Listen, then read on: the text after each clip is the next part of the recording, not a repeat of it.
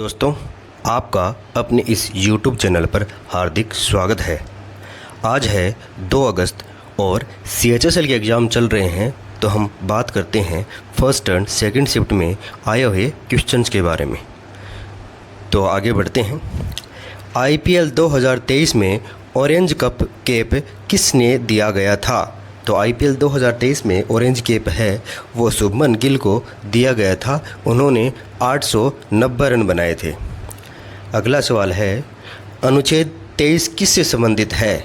तो अनुच्छेद 23 है वो शोषण के विरुद्ध अधिकार से संबंधित है। अगला सवाल है, प्रधानमंत्री कौशल विकास योजना की शुरुआत कब हुई थी? तो प्रधानमंत्री कौशल विकास योजना है उसकी शुरुआत है वो 2015 में हुई थी। भारत की पहली महिला गोल्फर कौन है जिसने लेडीज यूरोपियन टूर जीता है? तो वह पहली महिला गोल्फर है वो है अदिति अशोक। आगे बढ़ते हैं। 1909 में फिजिक्स में नोबेल पुरस्कार किसने जीता था? तो 1909 में है वो फिजिक्स में नोबेल पुरस्कार है वो कार्ल फेर्डिनेंट ब्रोन ने जीता था। अगला सवाल है, मेंडलीफ ने आवर्त सारणी का आविष्कार कब किया था? तो मेंडलीफ ने आवर्त सारणी का आविष्कार है वो 1869 में किया था। अगला सवाल है, निम्न में से कौन प्रसिद्ध संतूर वादक है? ठीक है, तो निम्न में से प्रसिद्ध संतूर वादक पूछे थे अपने को, तो उनमें से एक नाम था वो था शिव कुमार शर्मा का, जो कि प्रसिद्ध संतूर वादक हैं। अगला सवाल है, एल्यूमिनियम के संयंत्र किस राज्य में अधिक है? तो एल्यूमिनियम के संयंत्र है वो उड़ीसा राज्य में सबसे अधिक है। अगला सवाल है, विधवा पुनर्विवाह महासंघ की स्थापना किसने की थी? तो विधवा पुनर्विवाह महासंघ की स्थापना है वो विष्णु शास्त्री पंडित ने की थी। अगला सवाल है, बंधन बैंक का हेडक्वार्टर कहाँ स्थित है? तो बंधन बैंक का हेडक्वार्टर है वो कोलकाता में स्थित है। अगला सवाल है, रुक्मणी अरुंडेल देवी को 1956 में कौन से पुरस्कार से सम्मानित किया गया था? तो अरुणी अरुंडेल देवी को 1956 में पद्म भूषण से सम्मानित किया गया था। अगला सवाल है, अष्टक का नियम कब आया था? जो अष्टक का नियम है वो 1865 में आया था, जो केमिस्ट्री से संबंधित है, इलेक्ट्रॉन की कक्षा से संबंधित है। अगला सवाल है, उत्तर प्रदेश गवर्नमेंट ने 2023 में किस जनजाति को ST में शामिल किया है? उत्तर प्रदेश सरकार ने 2023 में है वो गोंड जाति को ST में शामिल किया है। निम्नलिखित में से कौन सी एक व्यावसायिक फसल है? तो वो है बैंगन, कपास आदि। अगला सवाल है, नौका दौड़ किस राज्य से संबंधित है? नौका दौड़ है वो केरल राज्य से संबंधित है। सोमनाथ मंदिर किस राज्य में है? तो प्रसिद्ध सोमनाथ मंदिर है वो गुजरात राज्य में स्थित है। अगला सवाल है, बेरी रोग किस विटामिन की कमी से होता है? तो बेरी रोग है वो विटामिन B की कमी से होता है। अगला सवाल है, उष्णकटिबंधीय क्षेत्र में 40 डिग्री और उसके बीच होता है, क्या होता है? 770। अगला सवाल है, कोणार्क का सूर्य मंदिर किस वंश के राजा ने बनाया था? तो कोणार्क का सूर्य मंदिर है वो गंग वंश के नरसिंह देव प्रथम ने बनाया था। अगला सवाल है, यदि ब्याज में कमी आती है तो अर्थव्यवस्था में क्या फ़र्क पड़ेगा? यदि ब्याज में कमी होगी तो निवेश में क्या होगी? वृद्धि ज़्यादा होगी।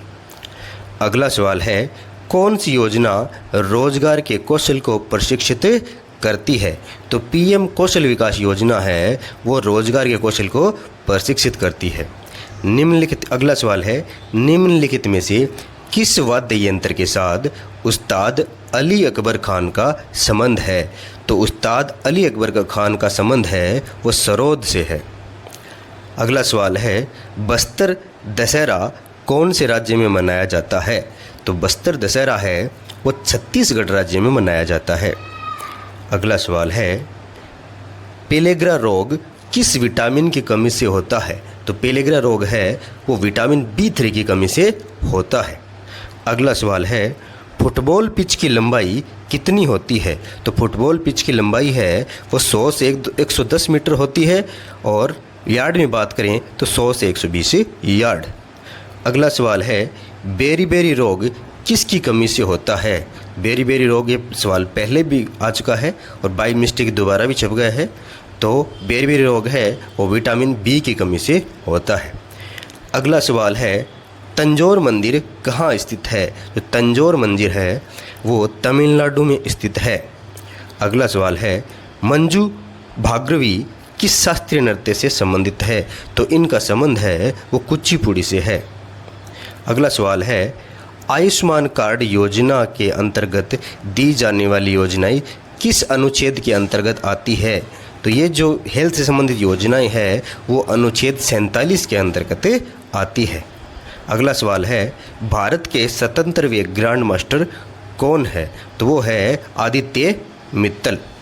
अगला सवाल है राजस्थान स्वास्थ्य का अधिकार विधेयक लाने वाला देश का कौन सा राज्य है। तो वो है पहला राज्य। तो राजस्थान प्रथम राज्य है जिसने स्वास्थ्य का अधिकार विधेयक लाया है। अगला सवाल है महात्मा गांधी रोजगार गारंटी के अंतर्गत कितने दिन का रोजगार दिया जाता है। तो वो है 100 दिन। अगला सवाल है CRR कौन निर्धारित करता है। तो ये है वो मौद्रिक नीति समिति के 6 सदस्य या फिर कह सकते हैं RBI के 6 सदस्य निर्धारित करते हैं। अगला सवाल है 20वां दिल्ली इंटरनेशनल शतरंज का खिताब किसने जीता है।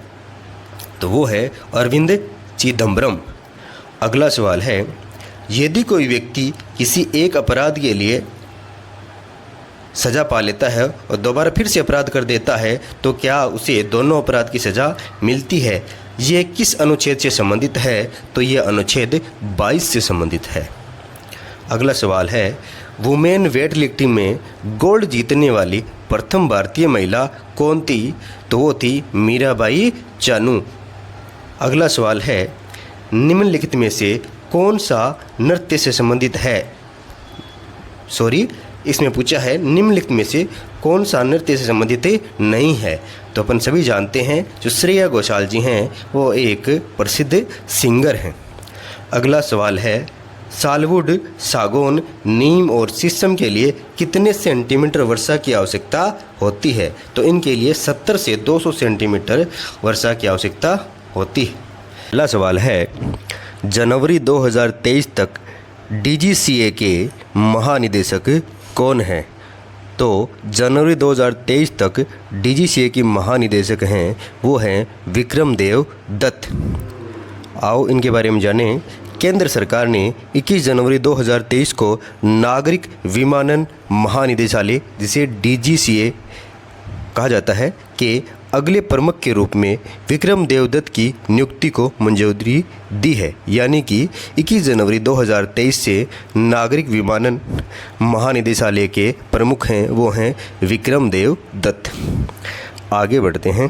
अगला सवाल है किस राज्य में सर्वाधिक लोहा एवं इस्पात उद्योग है। तो इसका राइट आंसर हो जाएगा कर्नाटक राज्य में।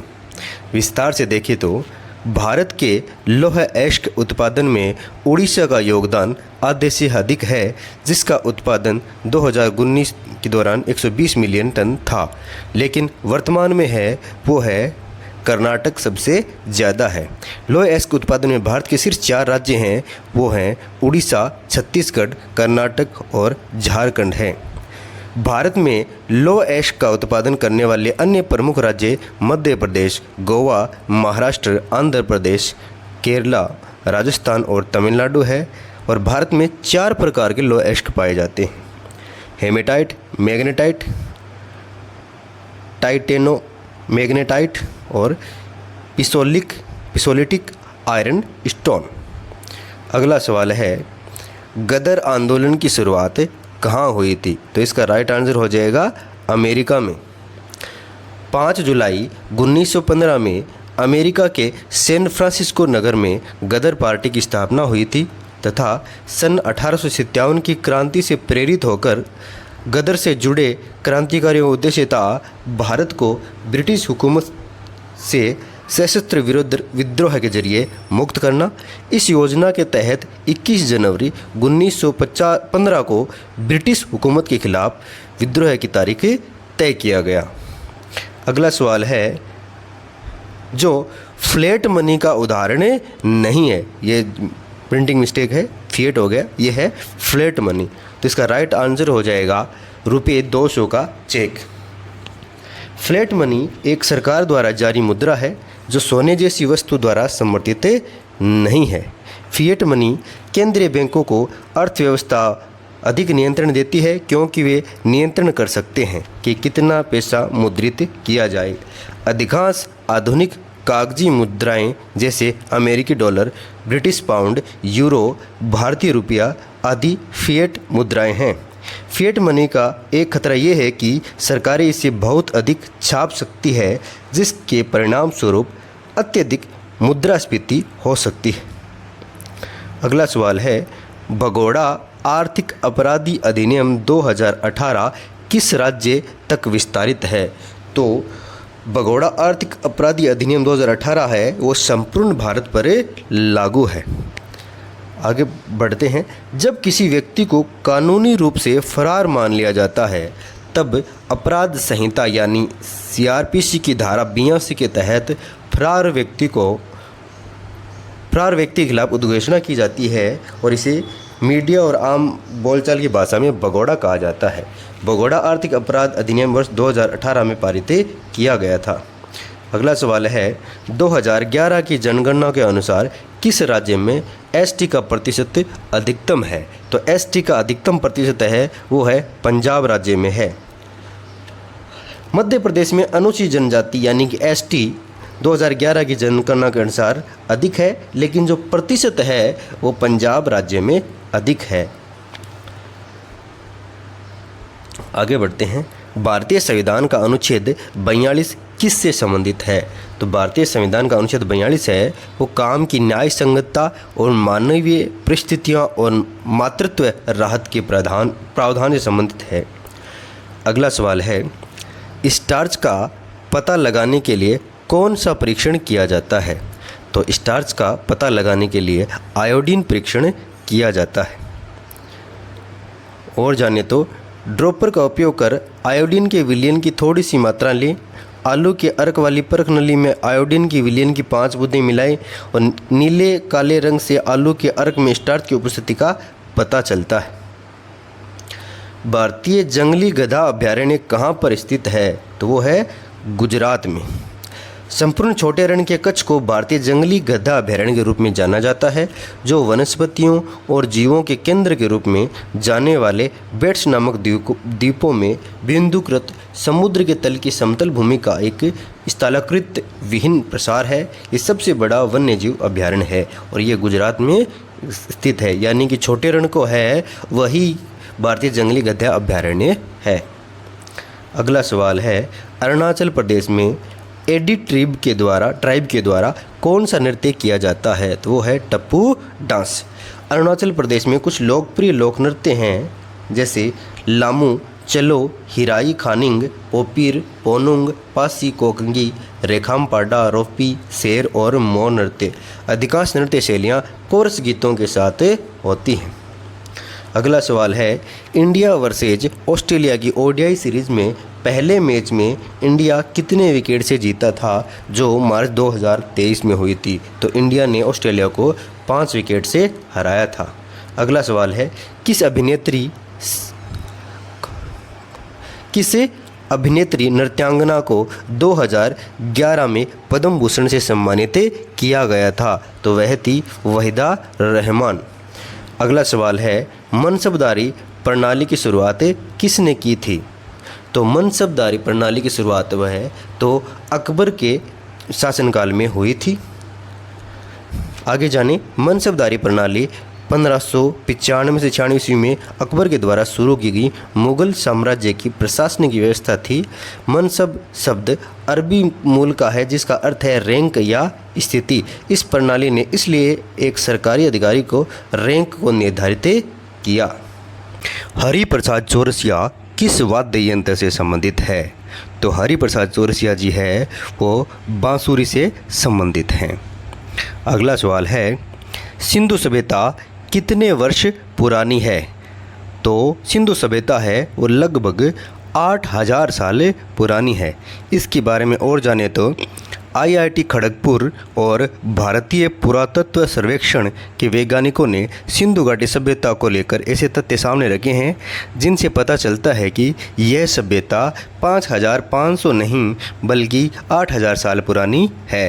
इस हिसाब से सिंधु घाटी मिस्र और मेसोपोटामिया की सभ्यता से भी पुरानी सभ्यता है। आगे बढ़ते हैं। अगला सवाल है, महाअभियोग की प्रक्रिया किस अनुच्छेद में है? महाअभियोग की प्रक्रिया है वो अनुच्छेद 61 के तहत है। अगला सवाल है, इसके बारे में और जाने तो भारतीय संविधान में इस प्रक्रिया को आयरलैंड के संविधान से लिया गया है। महाअभियोग वो प्रक्रिया है जिसका इस्तेमाल राष्ट्रपति और सुप्रीम कोर्ट या हाई कोर्ट के जजों को हटाने के लिए किया जाता है। इसका जिक्र संविधान के अनुच्छेद 61, 124 के 4, अनुच्छेद 5, अनुच्छेद 217 और अनुच्छेद 218 में मिलता है। अगला सवाल है, लोहड़ी महोत्सव किस राज्य में मनाया जाता है? तो लोहड़ी महोत्सव है वो पंजाब राज्य में मनाया जाता है। यह त्यौहार मकर संक्रांति से एक दिन पहले 13 जनवरी को हर वर्ष मनाया जाता है।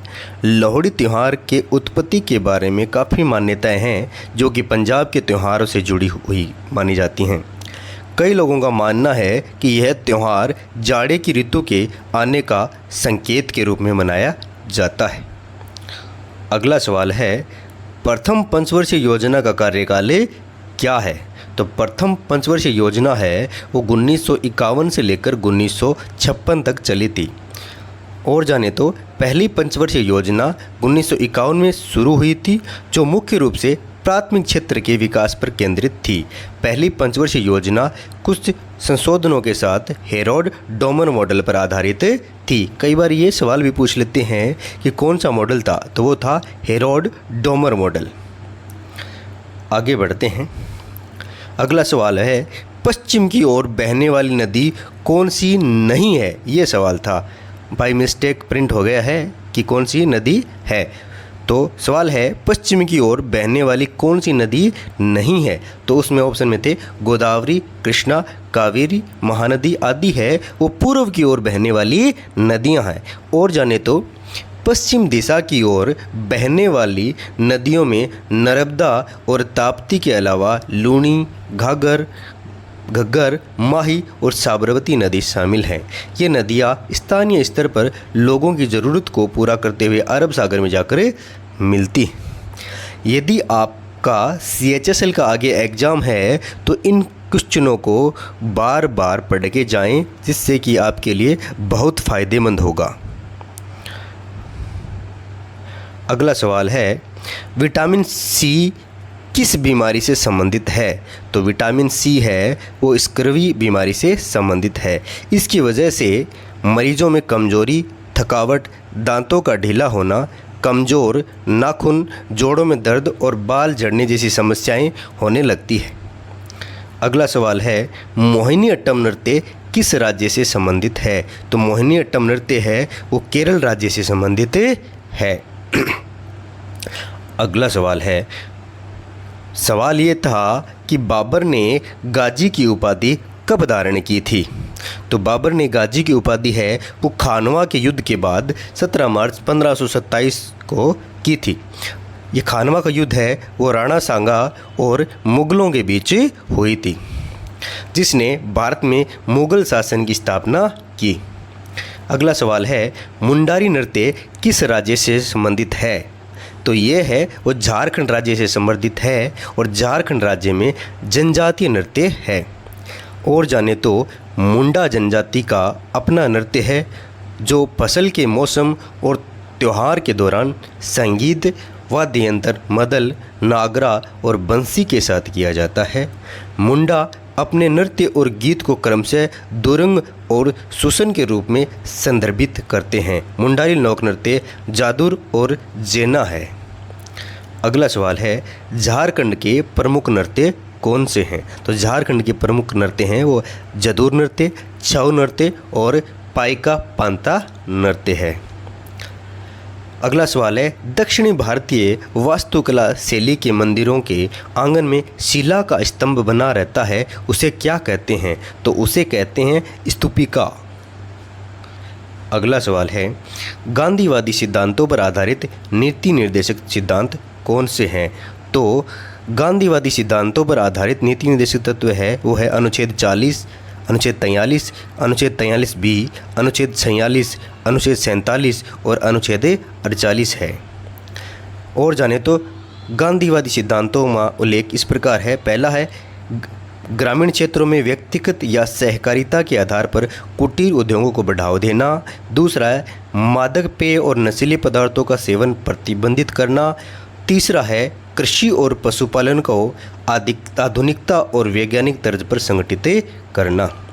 अगला सवाल है, किस अनुच्छेद के तहत ये प्रावधान किया गया है कि पुरुष एवं स्त्री को समान कार्य हेतु समान वेतन दिया जाना सुनिश्चित किया जाएगा?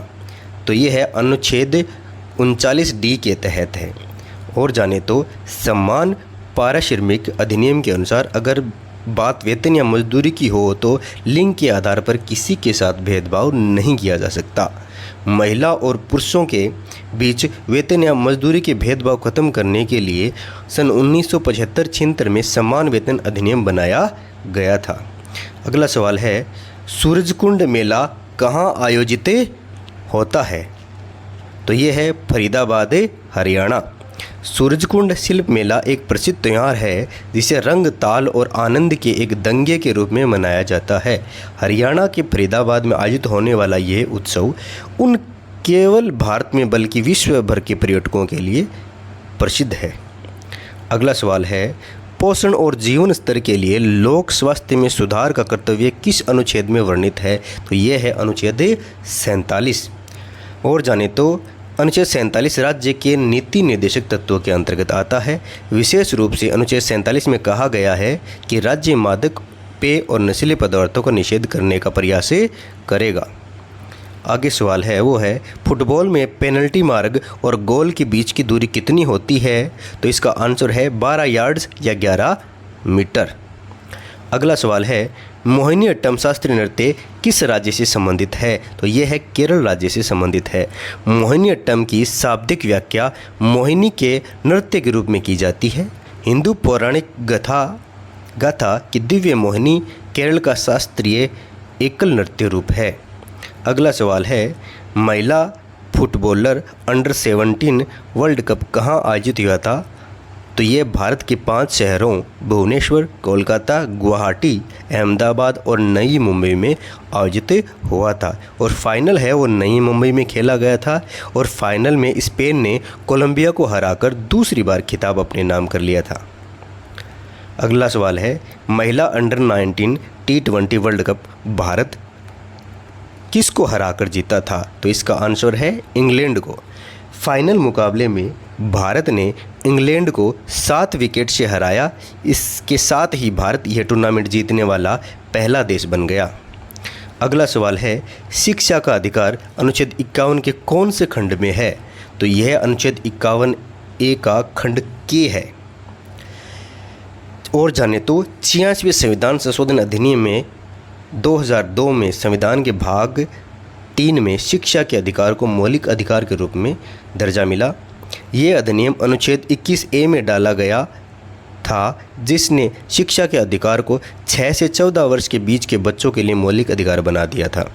इसके अलावा इस अधिनियम ने अनुच्छेद 51A में संशोधन किया, जहां इसने प्रत्येक माता पिता अभिभावक पर एक मौलिक कर्तव्य डाला है।